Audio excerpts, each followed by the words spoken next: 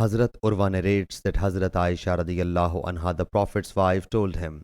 the Prophet sallallahu alaihi wasallam would test the women who would immigrate to him in pursuance of the verse, O Prophet, when Muslims women come to you for taking an oath of allegiance at your hands, that they will not associate anything with Allah, and they will not commit theft, and will not commit adultery, and nor kill their children, and nor will bring a club knife or gang it between their hands and feet regarding birth, and will not disobey you in anything good,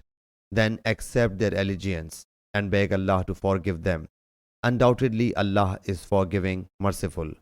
Urwa narrates that Hazrat Aisha radiyallahu anha said, Allah's Apostle sallallahu alaihi wasallam would say to those women who would accept these conditions, I have approved your oath of allegiance, and by Allah Jalla Jalaluhu, His hand, and never touched any woman's hand while taking an oath of allegiance, and he sallallahu alaihi wasallam took them under the bond of allegiance orally by saying, I have approved your oath of allegiance for such and such thing. Zuhri has also reported the same from Urwa and Amra. Sahih Bukhari, Hadith number 4891.